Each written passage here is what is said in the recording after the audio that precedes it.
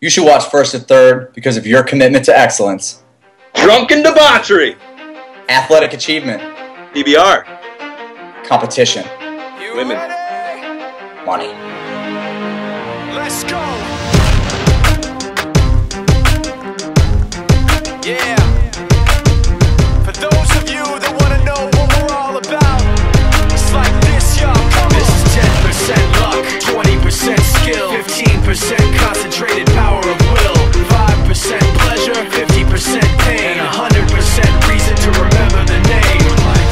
He doesn't need his name up in lights, he just wants to be heard. Whether it's the beat of the mic, he feels so unlike everybody else, alone, in spite of the fact that some people still think that they know him. Kickball or save $20 at customink.com. Check it out. You guys ready? Yeah, I can do this. Rock your hat on straight. There you go. Looking good, buddy. No tie this week. Let's go for the CC Sabathia. All right, guys. Today on First to Third, we're going to do something a little bit different. We just got the three nerds here talking kickball. Tonight we're going to talk a little bit about the history of competitive kickball, what it is, and where it started, and how we all got involved. How's it going? We got to explain why we're addicted to this sport. Someone needs to explain it to me. I'm still trying to figure it out. I mean, for me, I just love playing kickball. Like, it's really fun. I look forward to practice. I think about it all the time. I just enjoy it. I like grabbing that ball. I like the feel of the ball in my hands. I like the way an awesome play feels. I like the way a nice bunt feels coming off my foot, or really catching a hold of one and kicking it in the outfield. No, I share the feeling. I share the feeling. No. I actually Pause. catch myself having bunt practice against my bed in my own room with a kickball. That's me serious. We were doing OSC does like Monday and Thursday workouts, like basically like a P90X style. Pat runs it, and we were doing sprints. And the other day we were doing like a ladder exercise where take a sprint, run up, do 1 foot in each little ladder hole, go back and forth. And we kind of modified it where you run at an angle like you're gonna bunt the ball before you sprint. It's funny how kickball kind of influences a lot of things in our lives. Well, I mean, it makes sense that it would. Yeah. I mean, it's when I go to the gym, it's what I train for. I mean, that's my sport. So I want to be faster so I can be better at kickball. I want to be stronger so I can make, more explosive plays. I mean, So how'd you get into it? An idea of where this began? Wait, what happened there, Darth Vader? I said an idea of where this.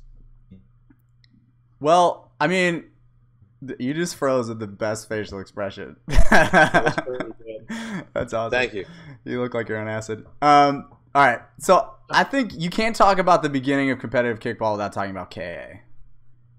KA, dude. The first only team with, at least that we know of in the Waka game, that had an organized strategy and a goal exclusively of winning.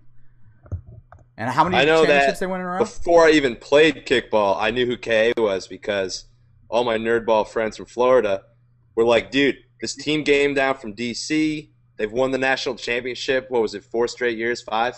Well, actually, I'm looking at it right now on Waka's page, and they came into it in 04, and 04, 05, 06, and 07. Or where was it in 07? 07 was Miami. No, I think 07 was Boston. And that's 08 when was Boston, Drinkers wasn't it? won. No, 08 was Vegas. Oh, okay. No, 07 was Boston. That was the first Florida team to ever win. That was when Florida kind of busted on the scene. Yeah. Drinkers with a well, kicking KA, fortunately, I think OSC has Wiltner now, but he was like one of the first guys to ever overhand pitch and just blew everyone out of the water. I'm like, what the hell is this guy doing? If you look at this picture, 2004, in the right-hand corner, first you've got Bill, who's still the captain of OSC. So Bill started playing, I don't even know when he started playing, but wins Founders Cup in in the 40s. Is he wearing athletic shorts in any of those pictures? What's that? Is he wearing athletic shorts in any of those pictures, or it's always cargo pants? He captains the others in 09 to win Founders Cup, and then he captains OSC in 2011 to win the Founders Cup again. So 1, 2, 3, 4, 5 world championships Bill Torrey. That's an impressive resume. But No even doubt. before, just like looking at the history of kickball, I mean, Waka got started, what was it, 98 with, there was a DC league. The founders, started something where, let's be honest, they probably wanted to meet women after work, and it was a good way to socialize. Social sports were not, I'm sure everybody played softball and football and basketball and everything else back then. It's not like it's a new concept, but they put together, they're a machine. They put together a product on the field. Folks want to play the game, but it didn't really catch on like outside of your central little, social sphere. Like this wasn't just happening in DC. You had it going on in Arkansas. You had it going on up in the Northwest in Seattle, Right. the Midwest. Obviously, California has wonderful weather. New York was going on, St. Louis. But I don't know, somewhere around 2007, 2008, the concept of traveling kind of changed the game. Yep. You guys agree? Well, I definitely agree. yeah, absolutely. I mean, for me, it was 2007 with the first tournament, the first SFKO in Miami. Oh wait, no, actually, it was the DC tournament the DCKO Open in 2007 was my first. Yeah, we tournament. supported them in a tournament in DC, right next to the Washington Monument. Yeah, it was a tournament to pay for their legal fees because they were getting sued by Waka. It was. Good times. The mechanics, man. Our uniform were dirty wife beaters. Dude, we got axe murdered. It was bad. Yeah. Sorry. I'll go ahead here. So I think it was sometime around there. I know I joined in the spring of 2008, and that's when like Hey Whoa started getting going. Yeah, well, Hey Whoa's first tournament was the DCKO. Yeah. They started getting going, and they went down to Miami and won that whole thing, beat a kind of meatballs conglomerate at the time, Montezuma's Revenge, who now turned into the Meatballs. And I think that kind of made a splash then, and that's how I got into it. All my friends from Florida were like, dude, join the New York City League, find Hey Whoa, get in their league, learn to play from those dudes. And I got like a ragtag team together, joined the Sunday Fun Day League in New York City in Chinatown under the Manhattan Bridge, showed up in like athletic shoes and had no idea what to expect, and just got our asses kicked by Hey Whoa our first season. And then we just kind of got the the itch. Then the next season we played with you guys when you were WTF. Yeah. And the rest is kickball history. Here we are right now. That was 08. That was spring of 08 I started, and then into that summer. And spring of 08 was when out on the West Coast, a company called VAVI started the National Kickball Championship. And they actually shut it down. They didn't even do it last year, which doesn't really reflect positively for kickball competition. But at the same time in DC, was that Kickball.com open? What year? I always forget when it was. This is our fourth year. Yeah. It was before I started playing. 07 was the Kickball.com Open Tournament. And a lot of folks, we've had the conversation in the past, we were talking about before we started recording. I think when Waka did the Kickball.com Open, I think it was 2007, someone will correct me if I'm wrong, and they did a great job. And we partnered with them, and they held the tournament in Centerville. You guys were there, weren't you? No. I didn't play in the Centerville tournament. DeMattis had a team there. Before Hey Whoa? This was before Hey Whoa. That was the Hey first Whoa. tournament that DeMattis took a team to. Cock and Kick? Cock and Kick. No, yeah. no, I was getting confused. So I think Hey Whoa came down. I forget who else came down, but the Kickball.com Open also had the Little Rock team. They came all the way out, and they don't even play the game with what we know as the orange kickball with the circuit. They play with a much smaller ball, which a lot of the guys out of Nashville are playing with right now. But I like to always kind of point people decided that it's time to travel. Like there's better competition out there. Let's change the game. Aside from just the conversations going on with the forums, that original 2007.com Open, where they finally kind of brought together their national framework and said, all right, let's invite all these teams over and have a kickball tournament. I don't even think there was really cash awarded, or I don't even remember. Waka ran that? Waka definitely ran it. That was their first open tournament, but then the next year they canned it. And actually, as a result, and I always kind of say this was the fire starter for what ended up becoming the circuit. You had Virginia Beach pick up the slack because so many teams got upset about not buying tickets to go to the next Kickball.com Open. Credit to Trey and John Reyes and April and John Wilkinson and everybody else I'm forgetting down there in Virginia Beach. Like they picked up the slack, said, hey, we're going to host the tournament. South Florida was still doing their thing. And even Adam up in New York City started doing it. So we were, just bringing it back, like the history of competitive kickball, at least teams willing to travel, and I guess kind of getting out of the mindset that, this is kind of fun. And not only can I go play the game that I love, but, I can get a really good experience out of this, playing a competitive game against teams that I'll never see in my region, because everybody knows you've got like 2 or 3 quality teams, if that, in your local league. Yeah. And I don't know. What do you guys think? When did this concept of talking about competitive kickball seem almost natural to you? Well, it's still developing. It's only recently that you can sort of talk about playing kickball as hard as you can without a sense of irony. And I think a lot of people still are, have that it's just kickball mentality, which is that it's kind of a joke, like it's sort of funny, like, it's, you're trying to win, but don't try that hard. I play in a league on Monday nights here, and I talk to a lot of people. I was talking to one girl who was saying, oh, you wear cleats? That's such a good idea. You run in the soft dirt. And it's like, yeah, you should wear cleats. It's, helps you kick the ball and change direction. She goes, yeah, but I'd be really embarrassed. I think it started with the core and just spread out. Like Oakley's saying, this girl's probably now going to wear cleats. And when I joined the Poughkeepsie League in the fall of 2008, I came in hot. I mean, Oakley, you probably remember Houghton. He played for the Naturals. Yeah, sure. We played up in Poughkeepsie. Oh, yeah, you know him too, Admin. And we showed up there. No one charged. And we just kind of showed up, and we're just destroying teams because no one knew how to charge. And now I still play in that league, and every team now is a charger. And it's just like kind of funny to think about that maybe I brought that aspect of the game to them. And now all these guys are getting really serious. They want to travel. A couple of them, they end up traveling down to the New York tournament. Forgot what they were called at the New York tournament because it wasn't the same team name. I forget. They were dressed up as cows at the pre-party that one year. Oh, yeah. Yeah, they played with me up in Poughkeepsie, and I was like, dude, you got to come to a tournament. And, now they're excited about it. But there was a tipping point when kickball leagues started making rules that you couldn't throw overhand in league games. When teams started traveling to tournaments and realizing, oh, I can throw it a lot faster and put a lot more spin on it, if I throw it overhand. And even, we launched a league in Harrisburg, Pennsylvania this season, and we have a social and a circuit league.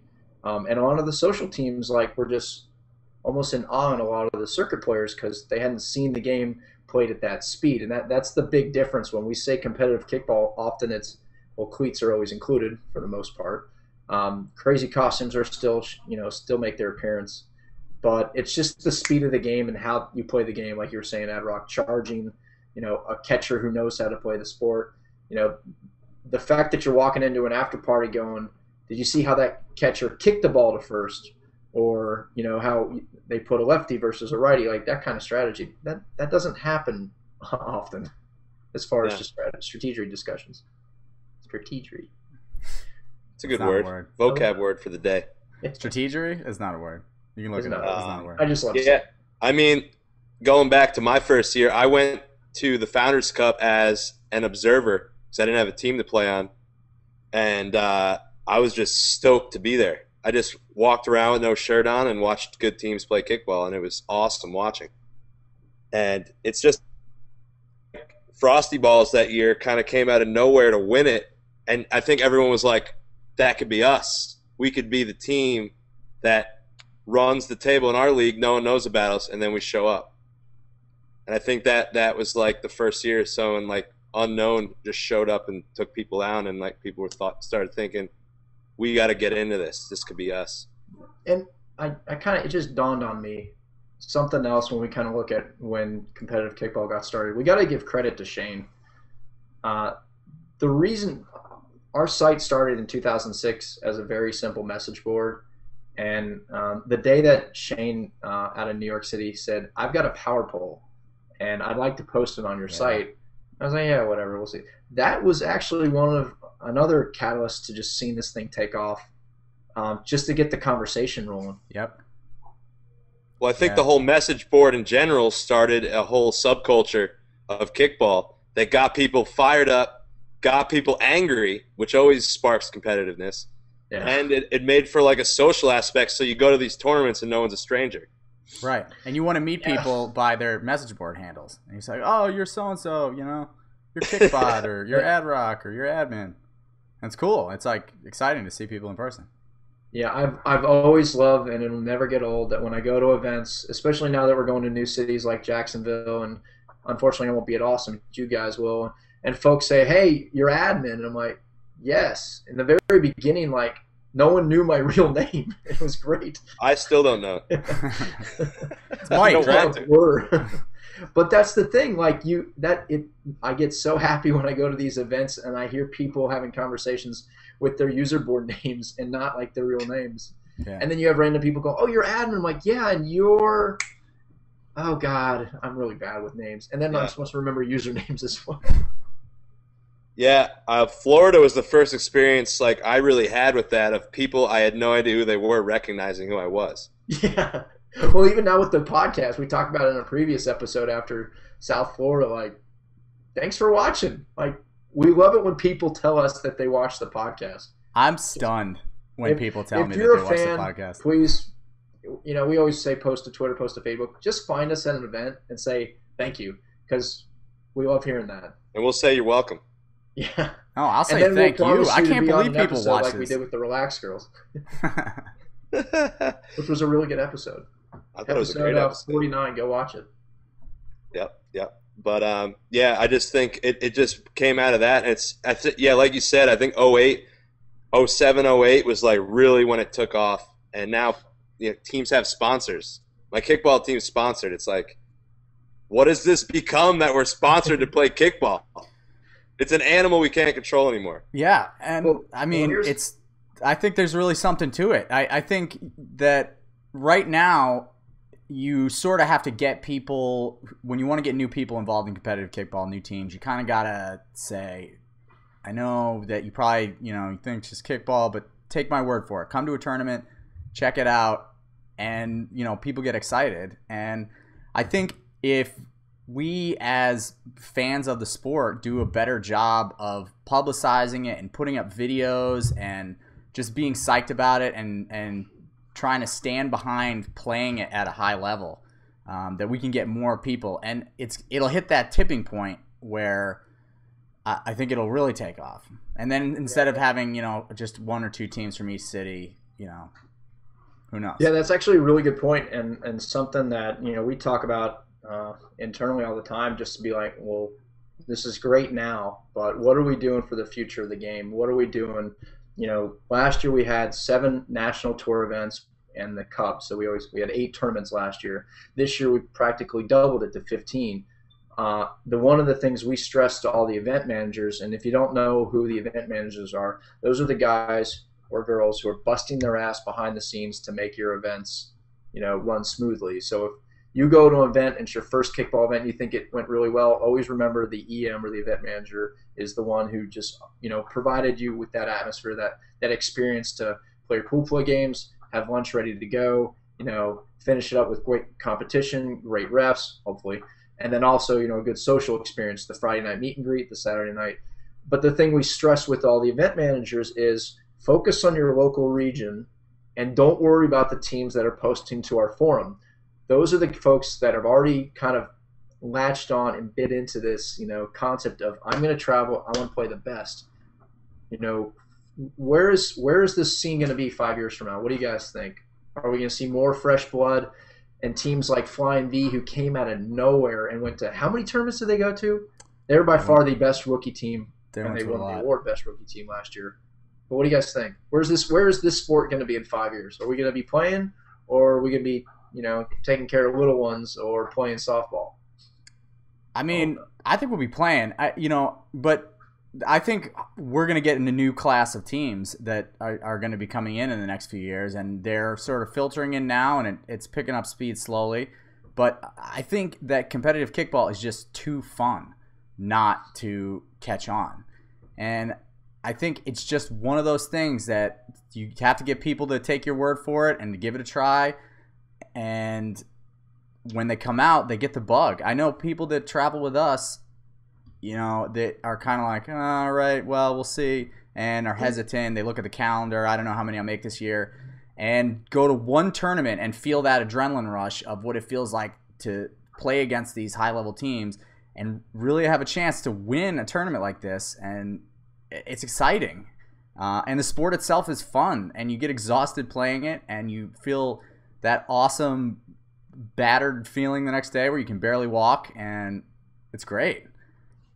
Yeah, and I think the more people that experience also, it, I just 5 years. I think it's going to end up on a major network at some point within the next 5 years. Like Watch we're going to have. What was that? Watch Kickball.com. Yeah, that's definitely. I mean, when available. But like even like ESPN, like I watch arm wrestling on ESPN too. You're telling me that's more entertaining than a kickball game? You gotta be kidding me. Or like rock paper scissors championships. I just think it's definitely going to end up taking off in one way or another. Yeah, I always get frustrated when I hear people say kickball is the next Olympic sport. I love to dream big, but let's face it, it's going to be a long time before it becomes an Olympic sport. Let's focus on getting this in front of all the Major League Soccer teams at halftime, or figuring out a way to convince all the Major League Baseball teams in the country that you should have a charity kickball tournament in your stadium with that team, or just other ways to kind of get the exposure. One of the best examples of getting that kickball exposure, I think it's the Kick It organization, who works with former tight end of the Chicago Bears, Greg Olson, where like you get a celebrity to come host a kickball tournament. Like those guys recognize that a lot of these teams that show up don't play the game competitively, but there's going to be that one team that shows up to the charity tournament to win, and that kind of opens their eyes. And I mean, we're active on Twitter, always posting and sending replies to the NFL players and other athletes. Watch this episode if you really like the game. Watch this. I have a friend who has actually had a conversation with Magic Johnson, and he is aware of kickball, and he's aware of kickball in America, and it's actually picking up steam. What I don't think he's aware of is just where this sport has kind of grown the last couple of years. So it's always interesting to see like how we can grow. I mean, I think part of the responsibility falls on teams like OSC and Shower Hammers and Lock It Up to publicize ourselves and to get video and pictures and to put ourselves out there on Facebook and to just try to get a couple people here and there to notice that it's cool. I mean, it's a badass sport, and it's exciting to watch, and it's exciting to play, and get noticed by sponsors. And when a kickball team does get a sponsor, to patronize that sponsor and get excited about it so that they get a return on their investment. Yeah. I mean, Adrock, you said it. A lot of teams are getting sponsors, which we kind of find as really surprising and not something that's been a part of the game. But compare this sport to another social sport, softball teams. You can find a lot of sponsored teams across the country playing the sport of softball.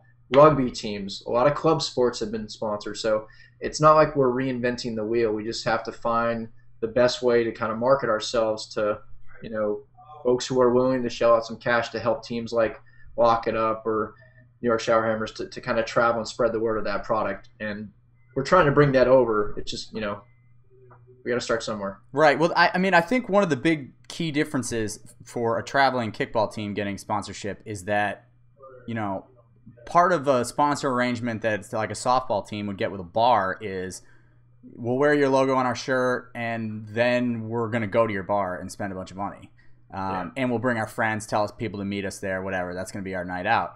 I think to try to get a national sponsor, our sales pitch to potential sponsors is, we're going to give exposure to your product. And it's a little bit tougher because we can't say that, we're going to directly recoup to you by showing up at your bar the money that you spent on us. I mean, potential sponsors really have to believe people are going to watch this. People are going to see my logo and listen to these people, using my product or talking about my product or giving it away. Which is a little bit more difficult.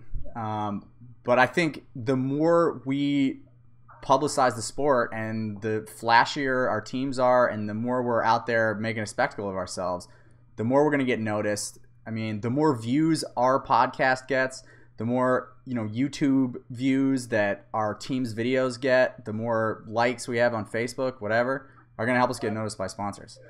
And props to all the guys and girls who are always taking photos at the events. We don't give you enough credit that you deserve. Guys that are always posting videos to Facebook, thank you. You might not realize it, but you have a tremendous impact on the game, and we just want to take a moment to say thanks, because we love it. Because a lot of those times, watchkickball.com is a live stream, but it's A, it works when AT&T or Verizon work. B, we can only do so much. We don't have the a massive staff to be able to provide constant footage. Trust me, it is my goal by this year or next year to have it where there's a circuit event in a city this weekend. You can tune in and you can watch full coverage, start to finish, no questions asked. So if you're a sponsor out there and you happen to run a telephone company or a network provider and you want to sponsor us, let me know. Everybody's going to be using your wireless interface card or whatever the heck we need to get out there. Speaking of our fans putting videos up, don't we have a signed DVD? Yeah. So and this actually, you can bring it back to what we were talking about earlier. On episode 47 or 48, we had the Battle for the Boot guys, and they were generous enough to sign DVDs. So we're going to be having a couple competitions here in the next couple weeks. Episodes probably 51 and on, you'll see some of the episodes where we'll have a week where we'll challenge you with a question or ask you to do something. Rock will get to that in a second. And then by the next podcast, we'll go through the results. We'll pick the best one, and we'll ship you a DVD signed by the directors. Yeah, what we're going to try and do is we want you guys to post, there it is, your best highlight video of a play in kickball.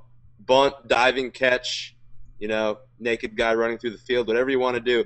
Post it to our Facebook page. We're going to pick out whatever video we think is the sickest, and you'll get a signed copy of this DVD. Yeah.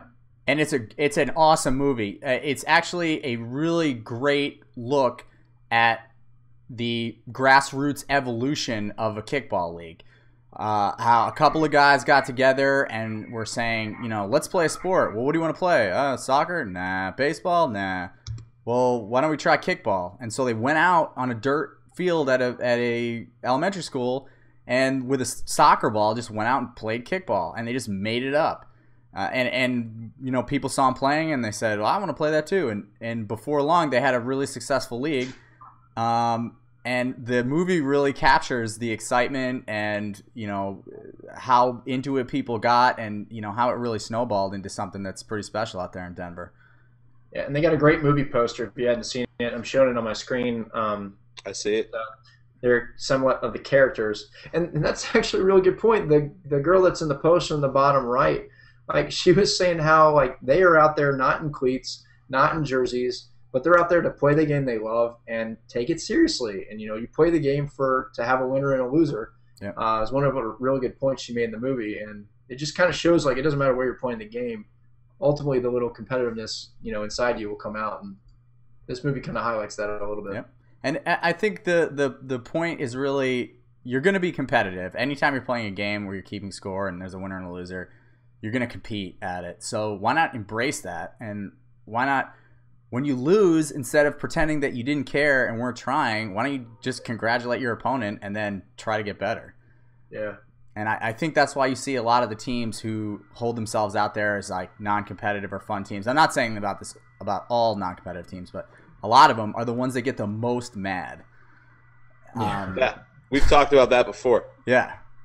So I've got one other thing before we sign off for the evening, just to give a couple updates on the Circuit Cup Championship. So again, it's in November. It's Thursday, November 8th until Sunday, November the 10th. The 11th. I always get that confused.